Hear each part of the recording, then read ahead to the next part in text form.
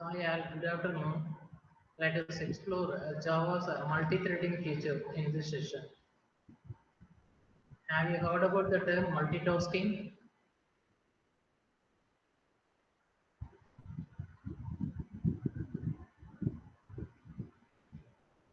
Do you know what is multitasking?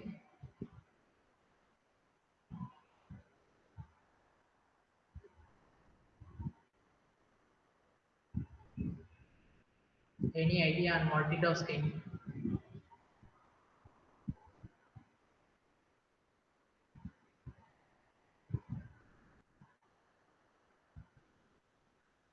Multitasking, right, in the sense that multiple tasks, more than one tasks can be performed in parallel.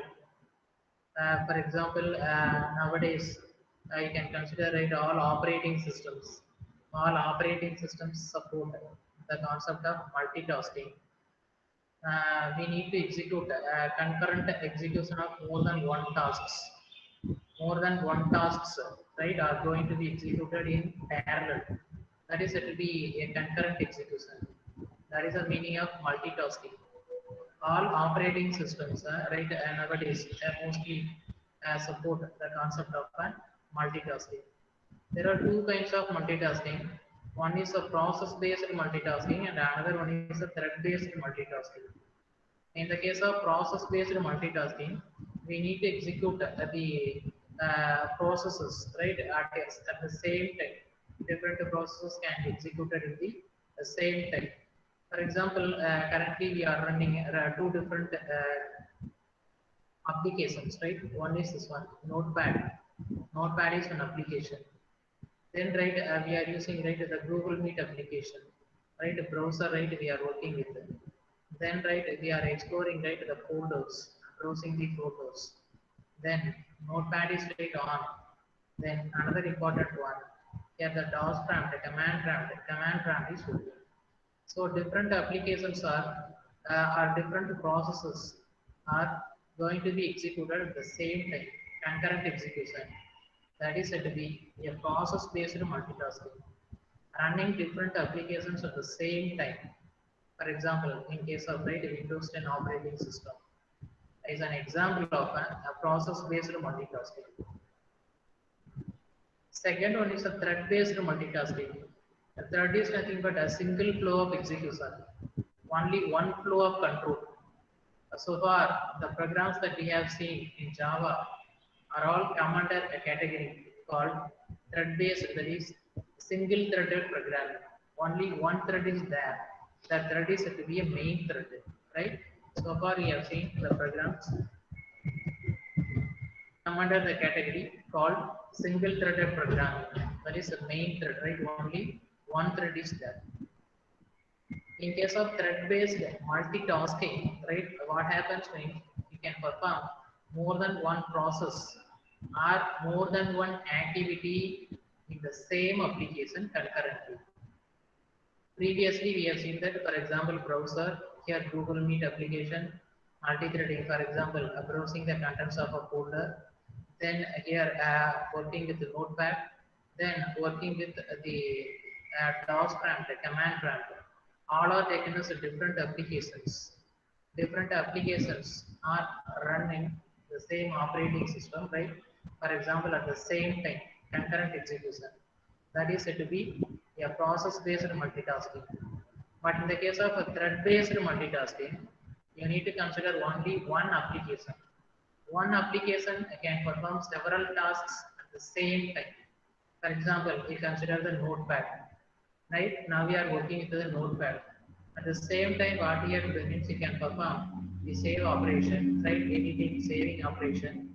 Then at the same time, right, you can go for clicking the print option, right? So if I click the print option, assuming that the printer is connected, right? Then the printer right executes the printout of this task, multi-threading one.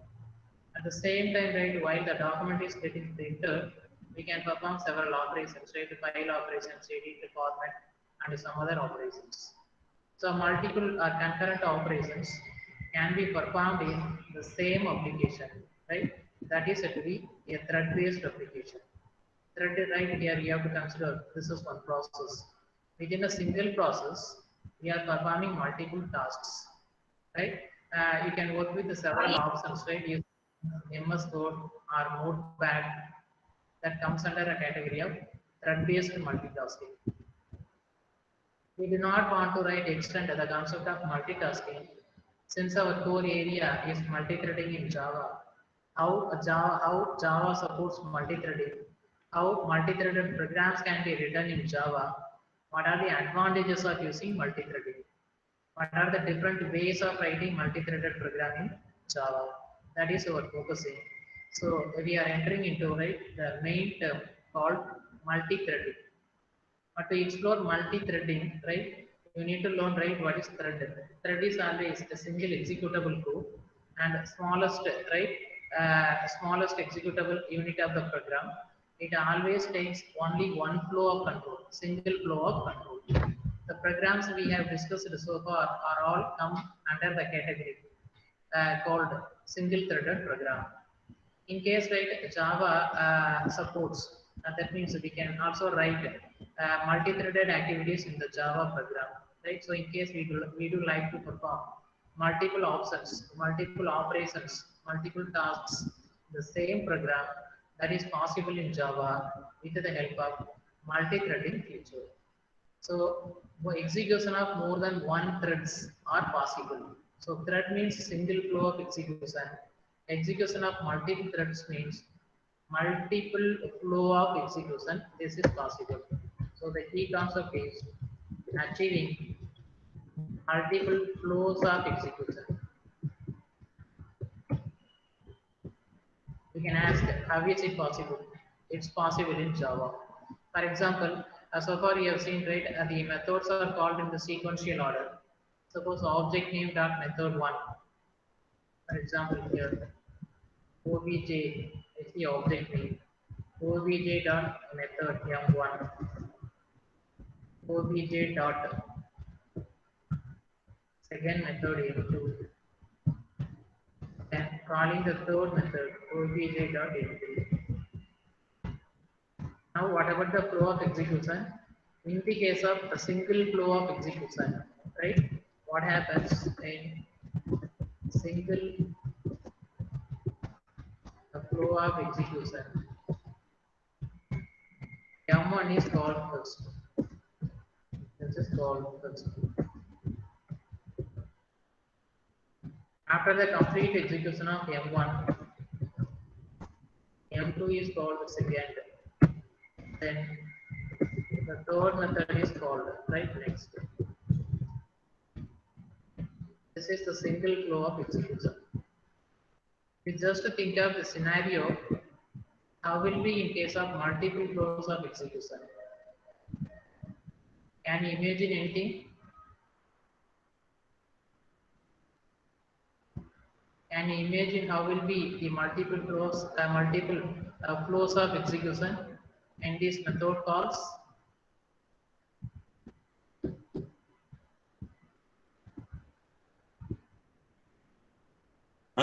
Sir, M1 and M2 will be executed simultaneously. Yeah, simultaneously, that we can say again the term concurrent. Actually, M1, M2, M3, we can say multiple threads. This is one thread, this is another thread, this is another thread. In Java, we can say these are said to be child threads. Calling M1 using the object is said to be one child thread. This may be taken as a second child thread. obj.m3 may be taken as the third child thread. All child threads are running concurrently, but they are trying to complete their execution. That is the task. But we have several questions. How is it possible to execute multiple method calls simultaneously? This is the actual meaning of concurrent. Concurrent in the sense that executing M1, for example, if M1 starts at a time, say delta t, at the same time M2 should start, at the same time M3 should start. So, is it possible basically all the three methods to run At the same time, basically this is not possible. In case of multiprocessor organization, having multiple CPUs, that means having multiple processors, that is perfectly valid. M1 can be executed by one processor. M2 can be executed by another processor. Another processor may in turn execute method M3. So that is possible in case when we have multiple CPUs, multiple processors are available. Where in case of single CPU, for example, we are running the Java program in a single processor, uniprocessor organization. That stage, single processor can have the rights to execute multiple tasks, multiple parts of the same program. That is possible in Java. So for that purpose, right, how is it possible means, right? So before going to see that, right? So let us learn some more terms, right? The differences between process and the threads, processes and the threads, right?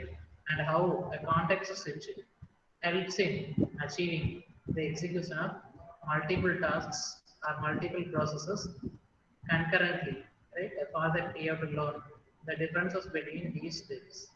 So in Java, a single program can have multiple flow of execution. Simply saying creation of several objects and calling the same method using the several objects can be taken as a multi-threaded program. We can define several methods and we can call one object. One object can call several methods. Several methods, right, with respect to one object can be taken as a multi-threaded program. Are several methods, several objects. Each object is trying to call the several methods. That is a kind of multi-threading application. So in general, multi-threading, which means that different parts of the same program are going to be executed concurrently. Different parts, that means different processes in the same program executes concurrently. Here, important thing is how many processors are there means only one CPU is responsible for executing multiple tasks, multiple processes within the same program. For that, Java provides a flexible support with the help of some packages and interfaces concept. Before going to see how Java supports, right, this kind of multi-threaded activity, basically you have seen, right, what is multi-threading. Then to explore multi-threading further, let us learn the differences between the terms processes and threads. Normally, process is said to be a heavyweight activity. In case of operating system applications, right? Mostly we have to use the term process. There, a process is said to be a heavyweight activities in terms of number of parameters, right? Execution, number of statements, then kind of returning values, how much time is taken, time complexity is required to complete the process. Based on these factors, a process is defined as a heavyweight activity where a thread is nothing but a single flow of execution and this is the smallest unit in the program. So we can say thread is said to be a lightweight activity or a lightweight task.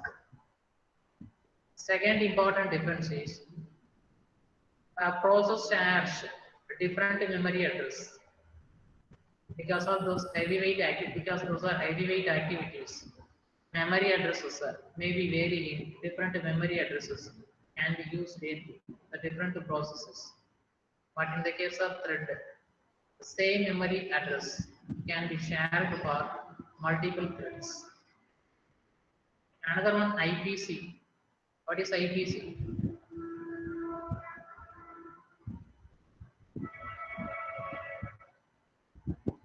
You will be studying right in the paper operating systems. IPC is nothing but inter-process communication. One process can communicate with another process.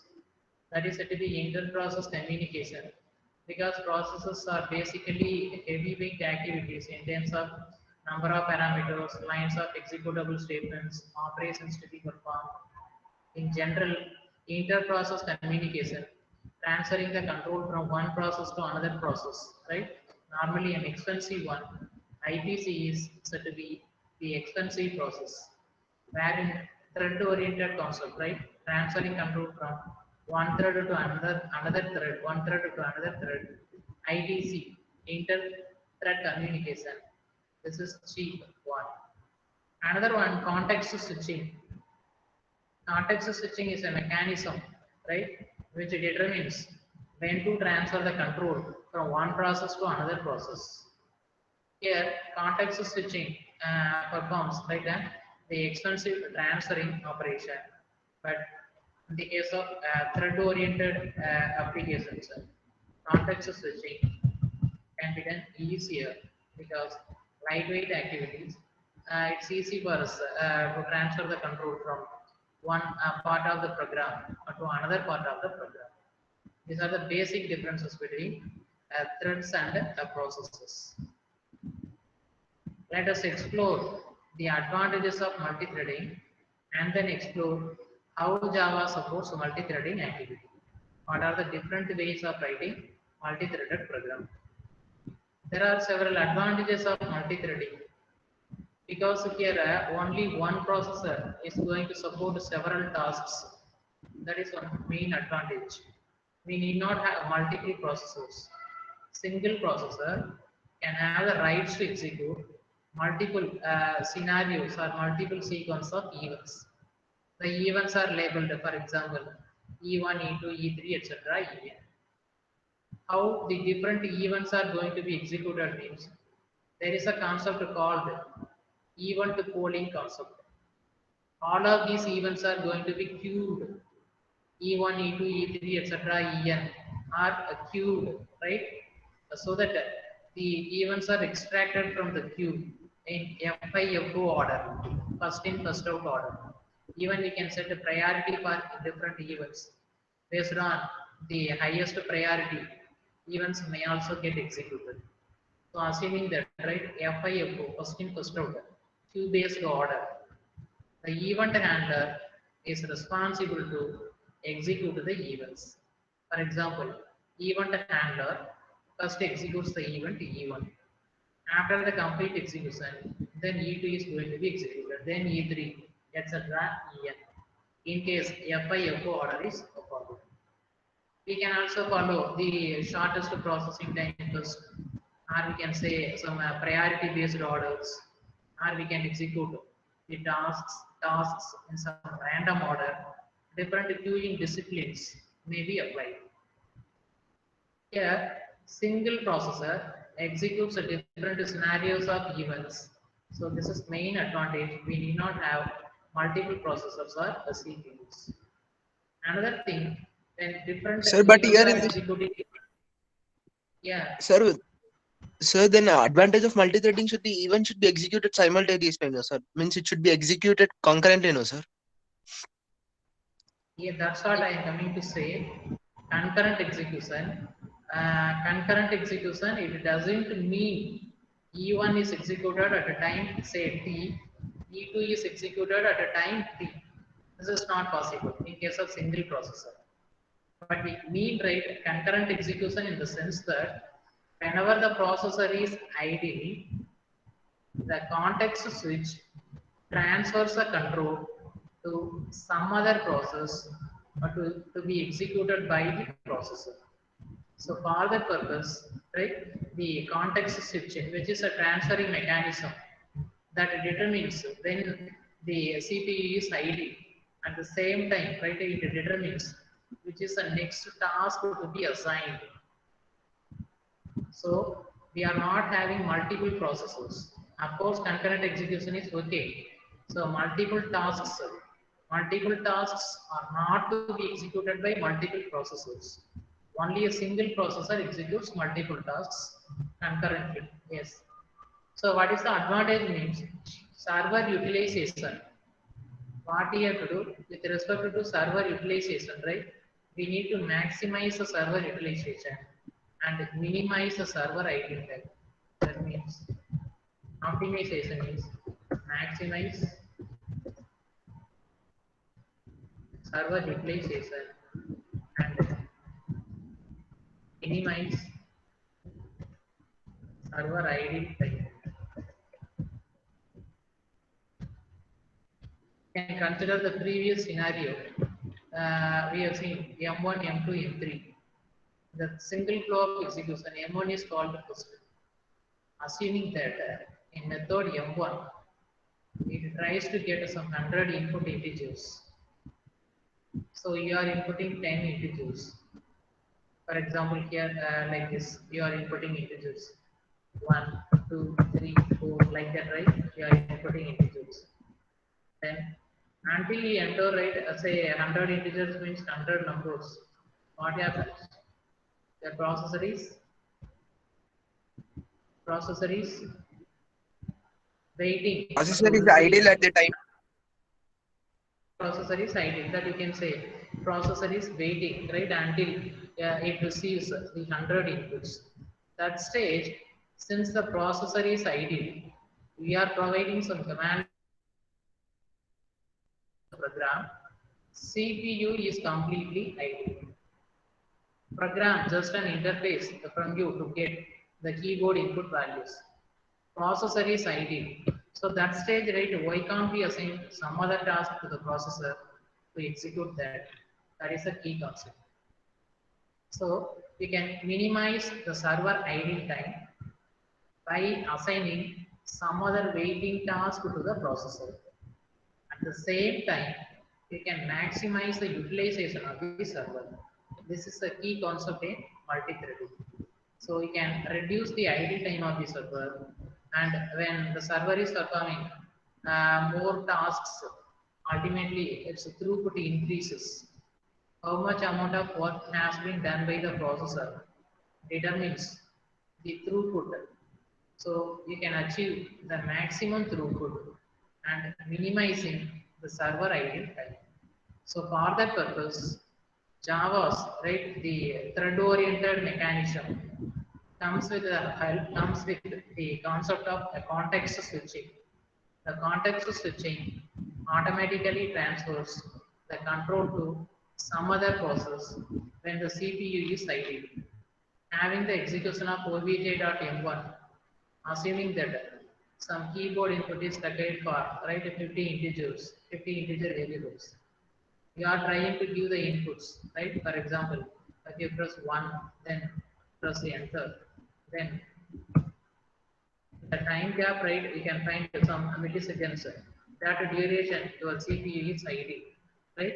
So that stage, right, what will happen means the context switch transfers the control to execute some other process so that the processor, right, will not be idle in executing some other tasks. So processor is shared for different methods or different child object calling so that you can increase the work done, right? That is, you can increase, right, the throughput of your program, throughput of your system. So for that purpose, Java supports multi-threading facilities, minimizing server idle time, maximizing server utilization, executing all the events in the single processor. Above all, the concurrent execution of multiple tasks means multi-threading. How Java's thread model supports multi-threading concept. Java's thread model is basically defined with respect to FIFO order, first in, first out, right? A single queue with event polling mechanism. The event handler is responsible to execute only one event at a time. Whenever the processor is idle, right, some other process can be assigned to the processor by the context switching mechanism. So we can create more than one executable processes in the same program. We can create several child objects, or you can create several methods, and you can call several methods using a single object. All are coming under a category of a multi-threaded one. Single Java program can also have more than one executable threads. You can have multiple classes in the same program. For the multiple classes, you can create multiple objects or independent objects. That's also the concept of multi-threaded program. Or having a single class, you can create several objects. Several objects can call the methods of the single class, also said to be a multi-threaded program. At any stage, the status of a thread, that means the state variables of a thread, right, can assume some of these values: newborn, running, stop. When you create the object, right, that state, the object or thread is said to be a newborn.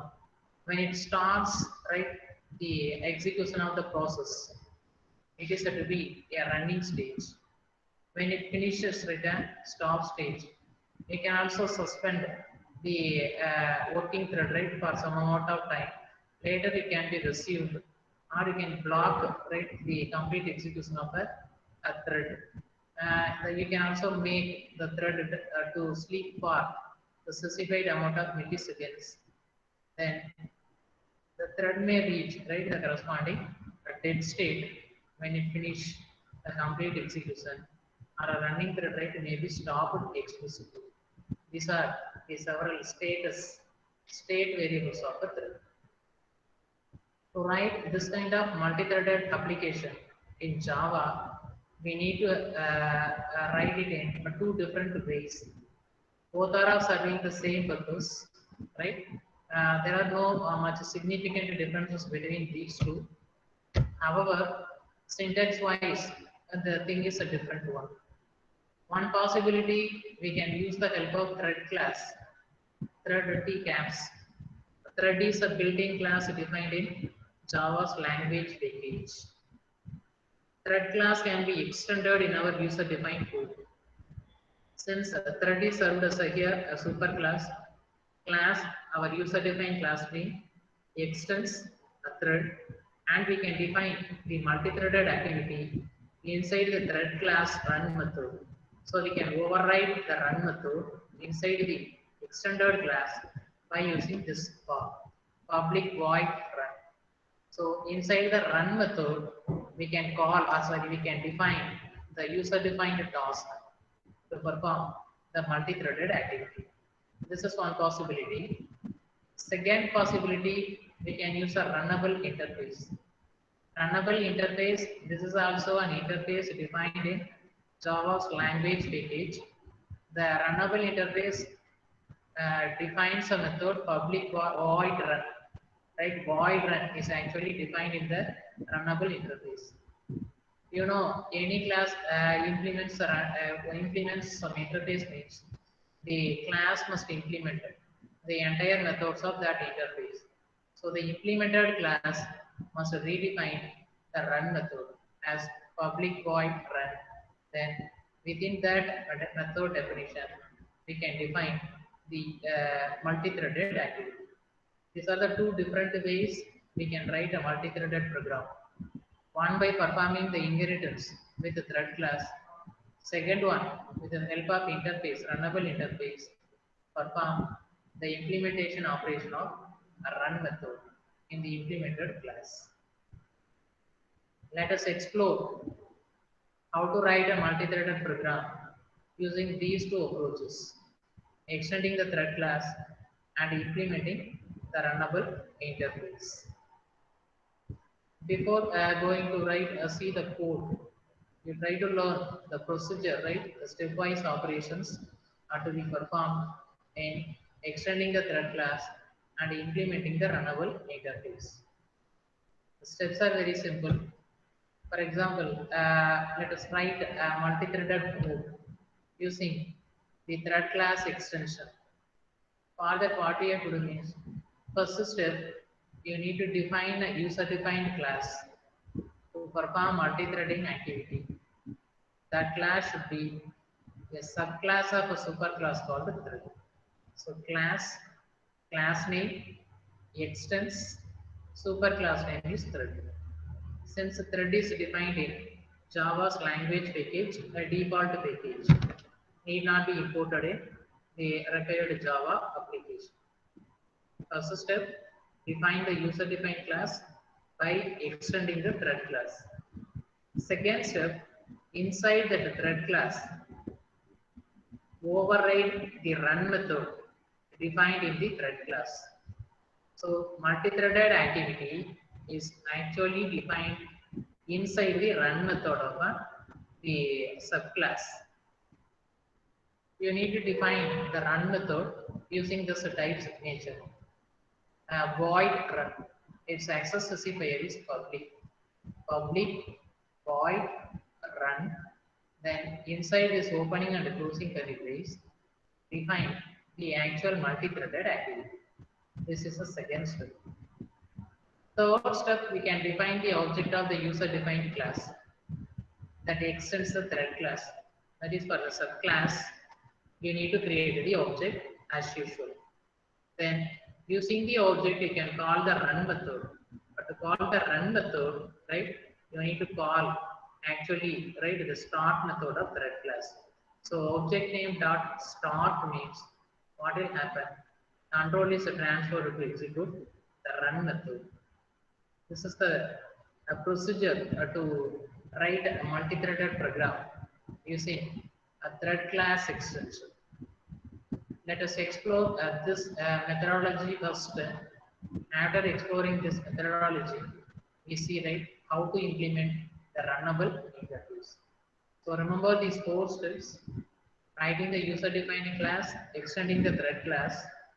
Second, writing the multi-threaded activity inside the run method. Third step, defining the objects for the subclass and calling the run method, last step, calling the run method using the objects of the subclass.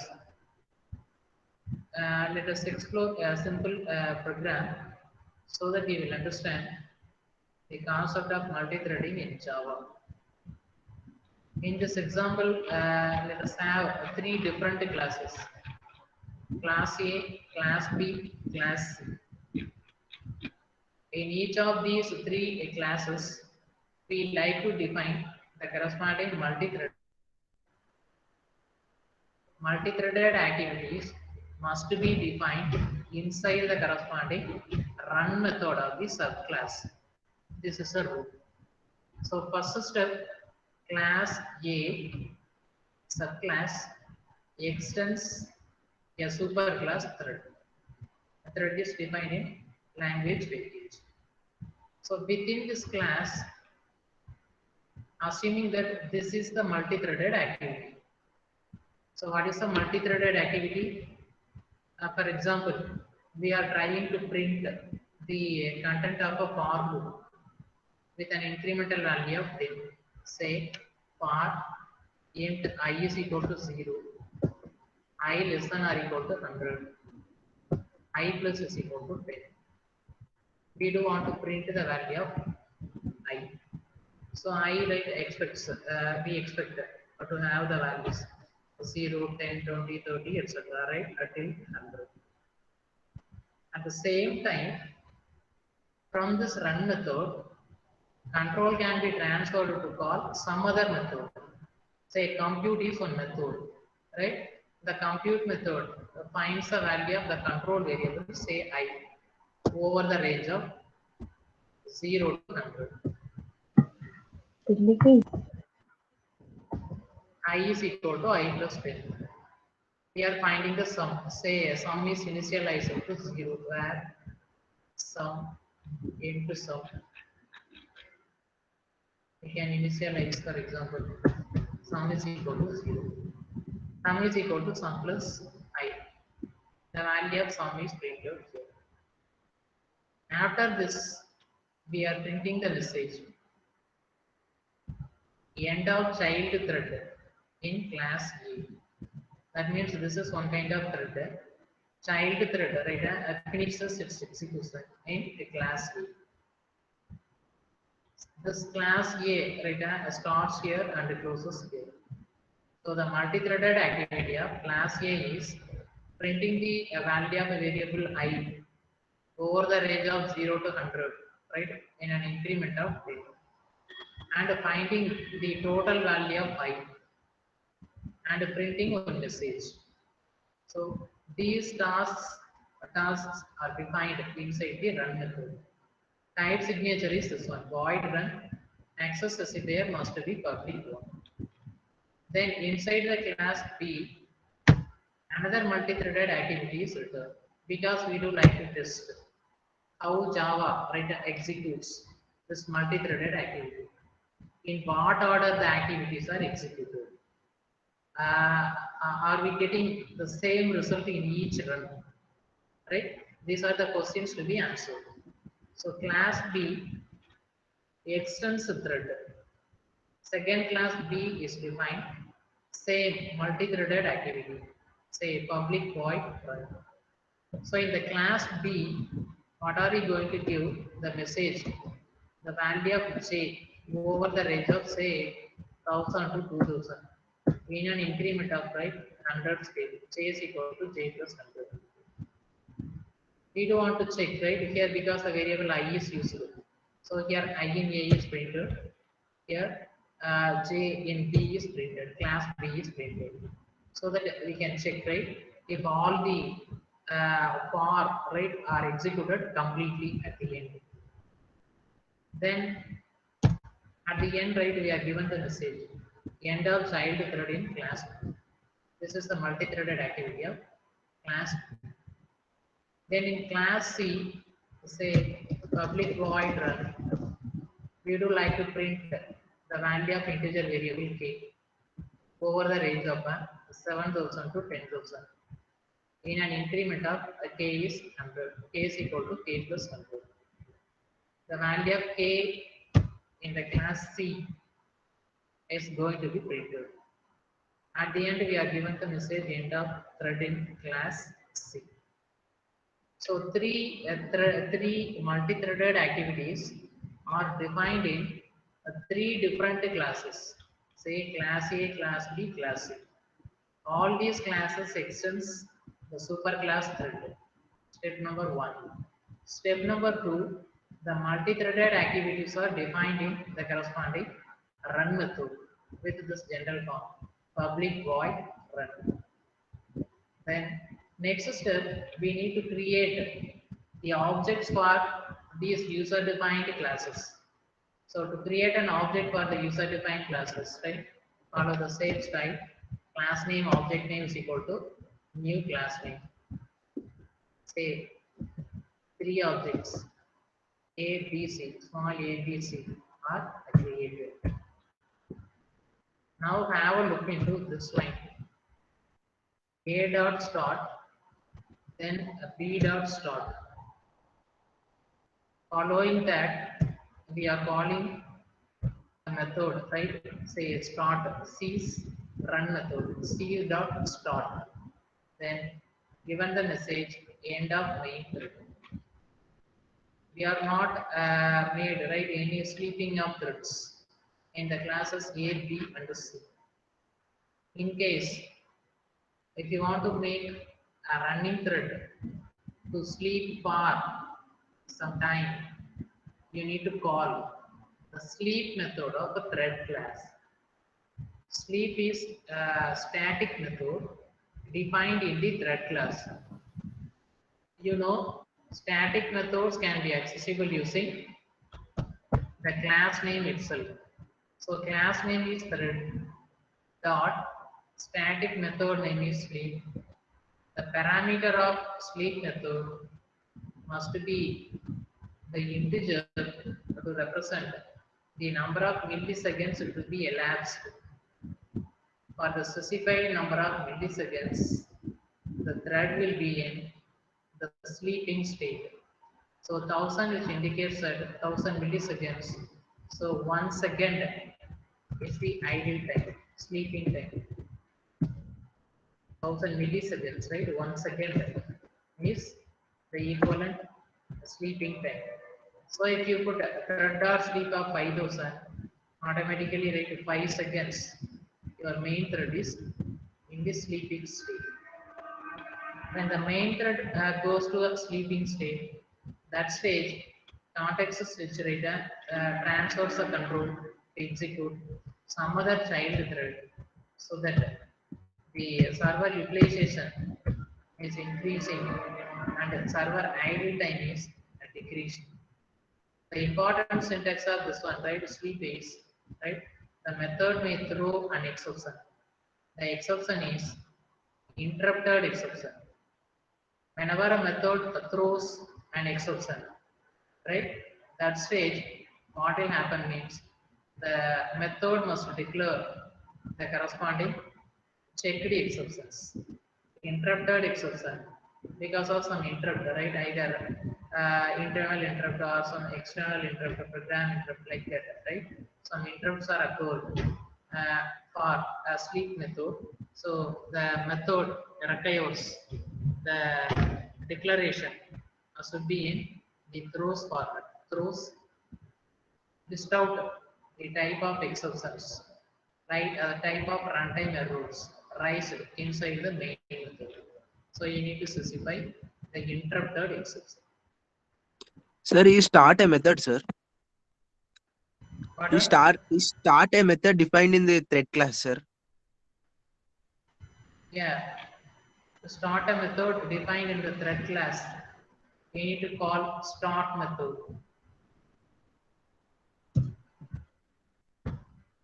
Start is actually a method defined in the thread class. So thread class object dot start. Here also there is thread class or user defined class object dot start. Here, right, the third class object dot start. Start simply calls run method of a dot start. A, that is class A. Here b dot start calls run method of class B. Sir, how is that C possible, sir? dot start hmm, calls run method of class C. In such a way, the Java programmers, right, and Java's designers designed the multi-threaded code. So automatically calling return object name dot start means since this object is corresponding to the object of class A's run method is called. If you have a query, right, it's better to go through the Java's help. 1 minute, I do want to check that Java help is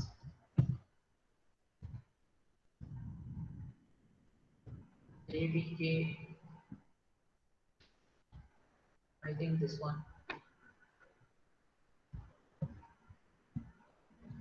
Before that, right, we try to explore this one. What is our base package module? Base module java.base. In that, go for the package java.lang. In java.lang, you can see one kind of interface, runnable interface, right? So clicking that, you can see the method, run method. The run method is defined, right? In public interface runnable. Void run. 1 minute. The thread class is available here. Yeah, thread.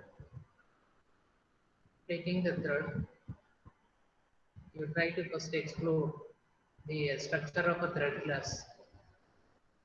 Thread class is defined. Yeah, this is a structure. Public class thread extends object.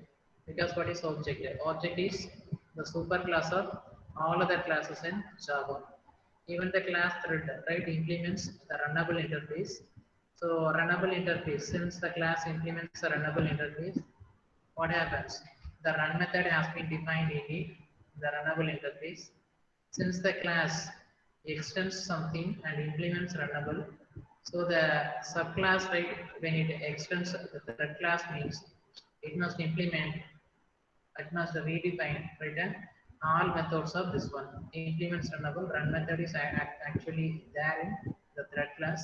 So that should be redefined in the implemented class. Here, right, you're trying to go through. Yeah, these are some modifiers, right? You try to go through. Then the field summaries, variables. max priority, min priority, norm priority, right? 1, 5, 10 can be set for these values. Min 1, max 10, norm priority 5. Then have a look into right the thread class constructor. Thread, right? Creating the constructor with 0 argument. We can also pass a runnable object as the parameter. If you want, you can set the string name, right? The string value as the parameter. These are some of the thread groups, right? Some extended concepts. You can pass the thread group of object also. Then coming to the method summary of thread class, you can find one important method,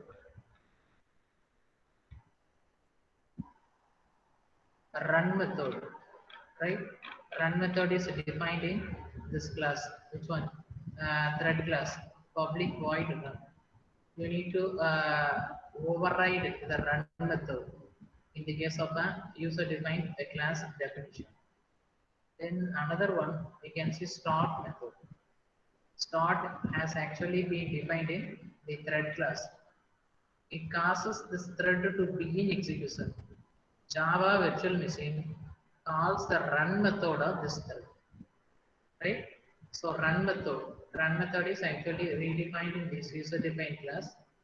Since here for the object A, right? You are calling start. So corresponding to the class A's run method is going to be called. Very simple. Okay, here. Then stop right. Sometimes in the latest versions, right, you can find some of the methods are right deprecated. That is not safe to use. Then suspend yield, right? Some other methods are there, right? We explore later. So now, right? They concentrate on start method. Then sleep. Sleep and sleep here. Yeah, this one overloaded version. Sleep long millisecond. For the specified amount of milliseconds, the processor will be idle. Processor is idle state. So that stage, the context switch transfers the control to some other process. In what way it transfers means based on the priority that we set, or in some random order, the control can be transferred to some other thread that we have to check right after running the program several times. After several runs, we can observe those things. We can also set a certain name to the thread, right, using set name. To obtain the name that we have to set, right, we can use get G, here is G. Yeah, get name. If you want to set a priority, right, you can use set priority, likewise get priority. And if you want to find out the status of a thread, right, get state. These are some of the methods defined in the thread class. So a dot start calls the run method of the corresponding object, right, pointer. Object pointed by the class is A is run method. B dot start, C dot stop. Let me comment out this line first. Thread dot sleep of 1000. No sleeping has been done here. Let us run the code and observe the results first. Class name is say multithreading 3.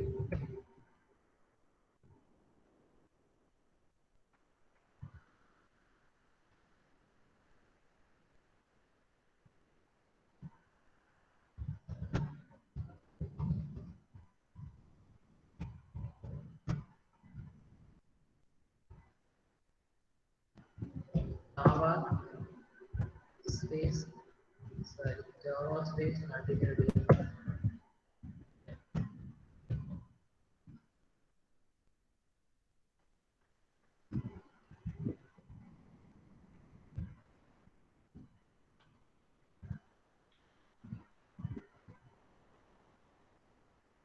Is there any differences or difference in the runs of the program?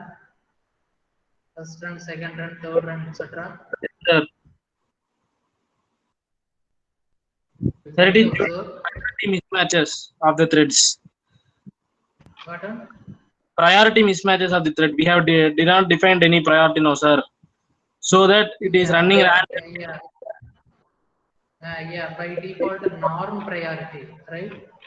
Norm priority, right? Normal. The constant value 5 has been set for normal priority. You try to check it. Constant field values. Find out where, when.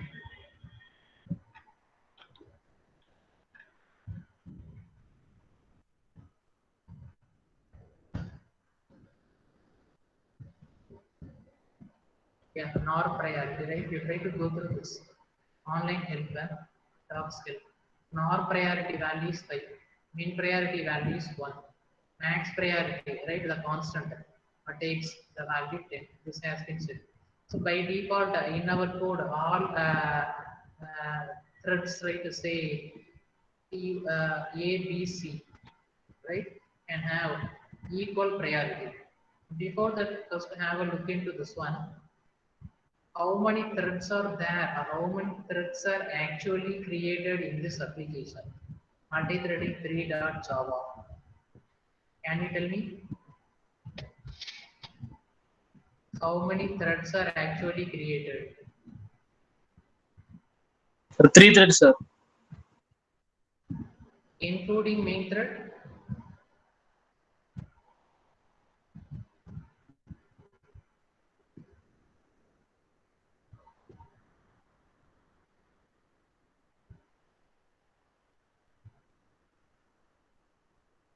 Is voice audible? Having any problems? No, sir. Is it audible? Is it Yes, sir. audible? Sir, before it Yes, was sir. Yes. low. Okay, Now some of it is the, okay. Now it is okay. Before it was okay, low. okay. So, okay. So coming to here, how many threads are there? Actually, 4 threads are created, including the main thread. Main, right? Normally, the main thread, which starts the program execution, or program execution begins at the main thread. When the main thread started its execution, automatically the 3 child threads are created. They are small a, small b, and small c, corresponding to the object. Later, right, in the next examples, right, I tell you, right, how to recognize which object is actually called the corresponding thread, which object is actually called the run method, right? That can also be, right, identified. So here, the 3 child thread A, B, C are created along with the main thread. 4 threads are trying to complete its execution.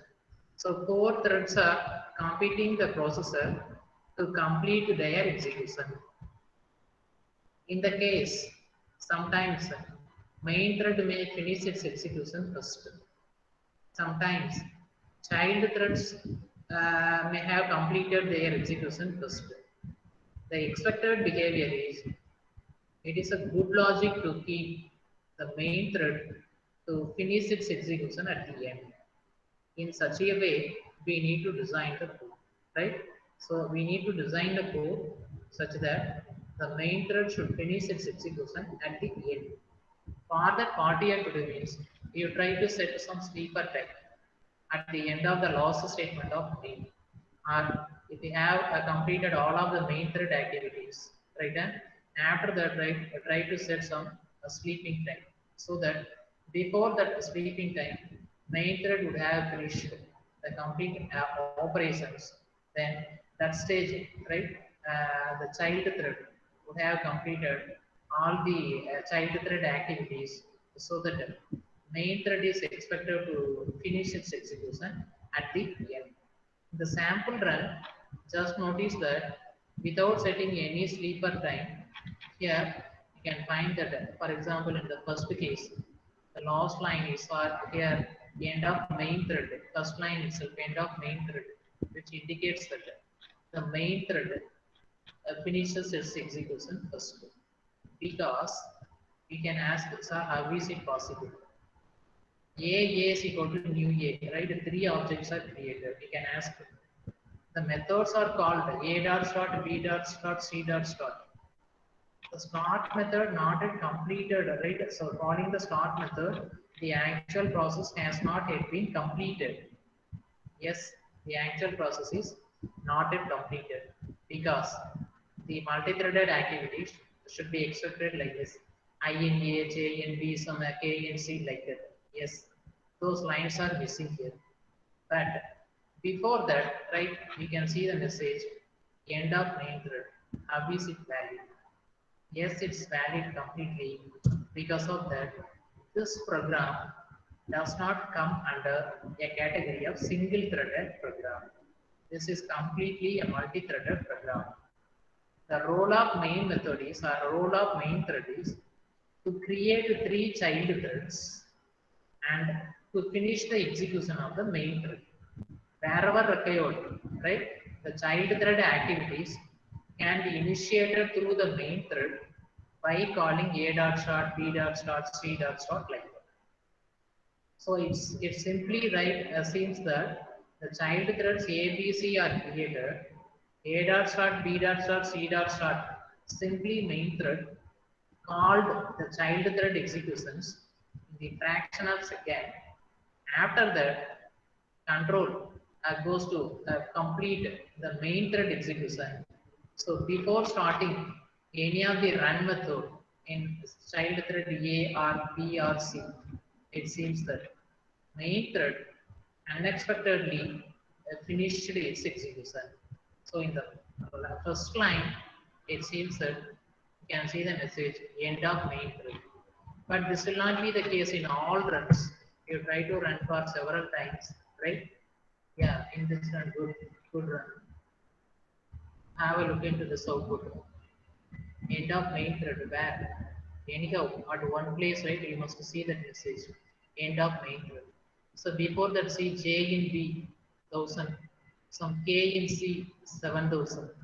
But anyhow, that order is important. J in B 1000, then J in B, what is the increment? I think 2000 or something. So J in B 2000. Uh, sorry. What is the increment for J? Yeah, 100, not 100. Yeah, 100. So then 1000, then 1100, 1200. So J in B 1100, then 1200, 1300, 400, etc. J in B 2000. That order will not be changed in an increment of 100. Right? That means what I am coming to say, it cannot be the output like this. J in B 1100, then J in B 1300, next line J in B 1200. That is not possible because for loop is executing, right, in the correct order. But anyhow, the lines of output corresponding to each thread should be appearing in your output. What I want to say, INA 0, INA 10, 20, 30. These lines of code are actually available in your output, but the outputs may be in the random order. INA 0, then INA 10, INA 20, INA 30, 40, 50. After that, right, what happened? The context switch transfer the control to some other child thread. K in C, K in C, then J in B, K in C.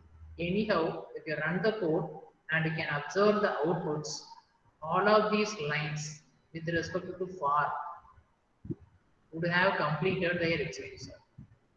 So compute, in calling compute, right, the value sum is going to be printed. So for the object A, right, I think how many times a compute is called? Only one time compute is called. So one time you can see the message, sum is, somewhere you can find, yeah, sum is equal to 550.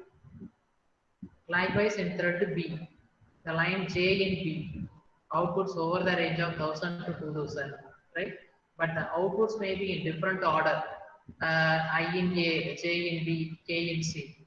But the lines corresponding to the bar, right, must have completed in their execution. End of child thread in class A, class B, class C. Of course, only one time. End of child thread in class C, class A, class B. Likewise, main thread, right? At the end, you can see the message end of main thread. Only one time. It may occur at any line of code, right? At any place. We can see the observe. We can observe the outputs. There is no partial execution of the methods class A, class B, class C.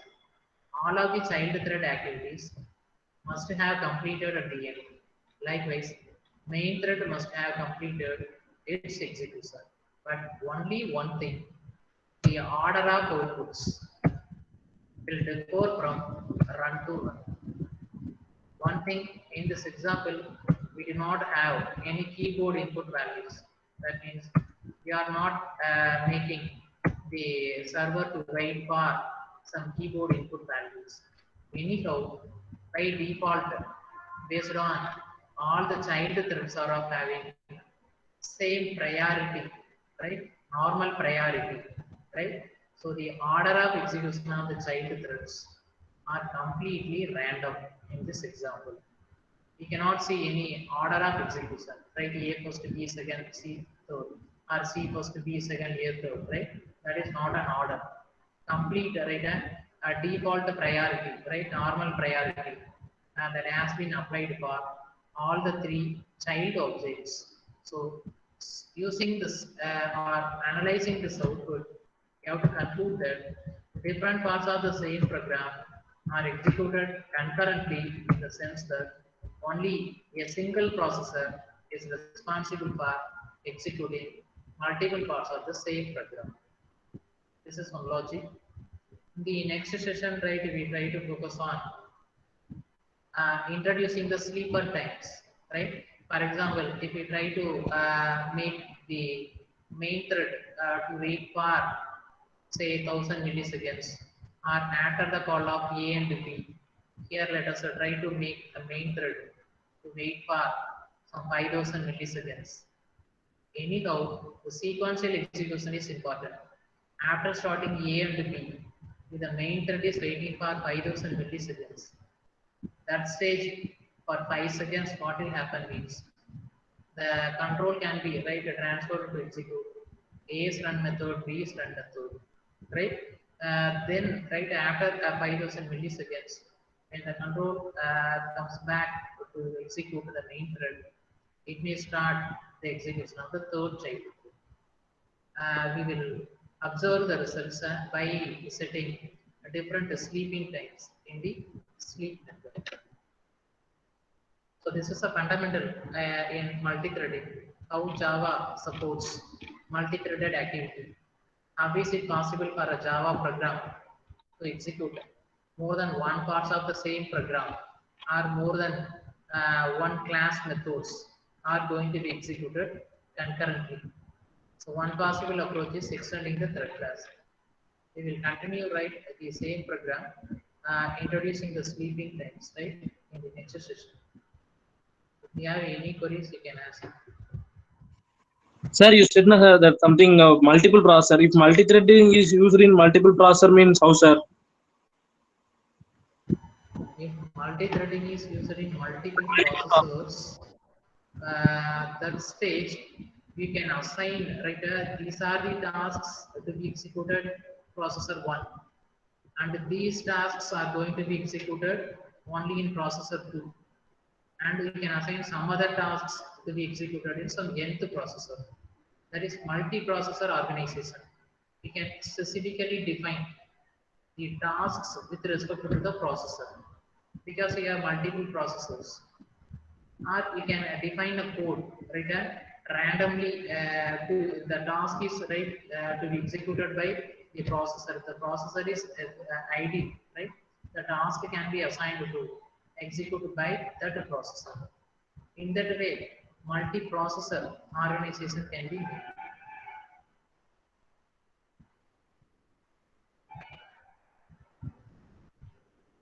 Having any other queries? Okay, thank you very much. I post the programs written after some time. Sir? Yes. Sir, will the output of the program be same for different executions, sir? That's what I said. The output of the program is different. In different runs, we can see the different outputs. For example, run 1 and run 2 output may be same. Run 1, run 2, run 3 may be same in the first run. If you run it several times, right, and the output of each run need not be the same. If you run the program, for example, 100 times, and if you observe the outputs of 100 runs, 100 times outcomes, 100 times outcomes need not be in the same order, because we can't know when the switching has been made from one processor to another process. Anyhow, the complete execution of child thread activities are completed at the end. That is the logic of multithread. Sir, No skipping. sir, Yes, yes.